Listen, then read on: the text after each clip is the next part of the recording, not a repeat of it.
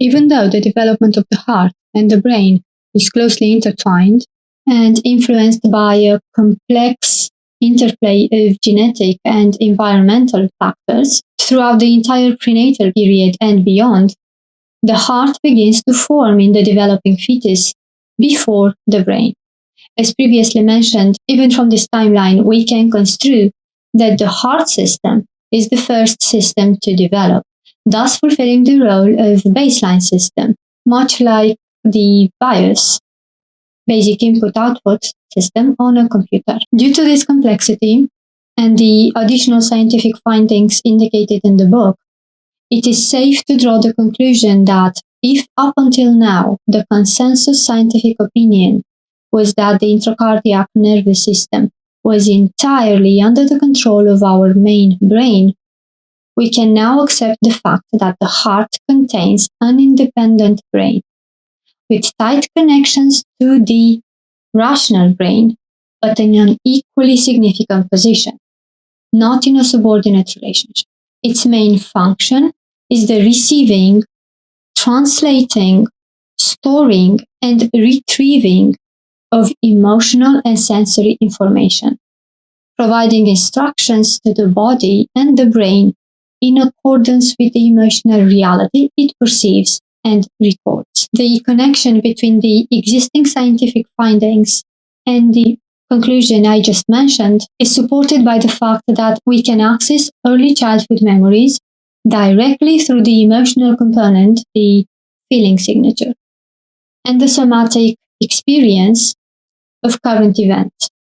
And that by modifying the similar emotional component in these early childhood events through emotional integration therapy, there is a clear diminished reactivity when re-experiencing the current ones as an adult.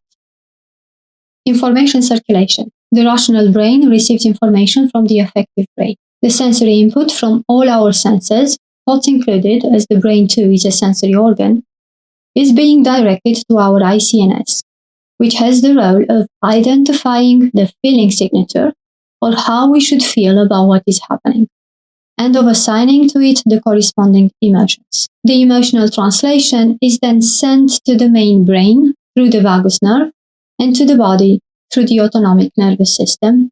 Our life experiences are being translated into feeling signatures and physical sensations and recorded in our intracardiac nervous system, our heart rate. In Dr. Herman Meadows' book, Neuroplasticity, Biology of Psychotherapy, the brain goals have been identified as follows: surviving, avoiding harm, seeking pleasure. Combined, they lead to the following process of our rational mind: staying alive to be able to fulfill the goal of experiencing happiness in the safest way possible. So, the main purpose in life, directed by our logical function itself, is to reach an emotion. Our heart, affective brain, takes note of where we are relative to our goal, and our rational brain directs us towards it. The heart brain presents the information it has to the rational brain and feels its information through sending hormones and neuropeptides to the body, creating physical sensations. The rational brain follows its goals, ensuring survival, safety, seeking happiness.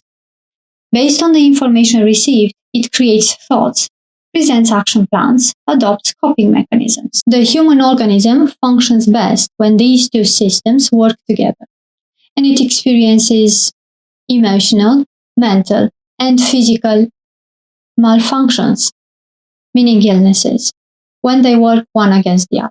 However, even if our central nervous system makes all the right decisions towards us experiencing happiness, it must take into account the information received from the ICNS, as the system feels life, feels if the goal has been reached. As such, when there is information about emotional trauma existing in the system, it must find a way to either neutralize it or minimize it to ensure the goal is still reachable. If we analyze every decision and every behavior from this point of view, we can easily identify the ways in which the brain has managed to do exactly that.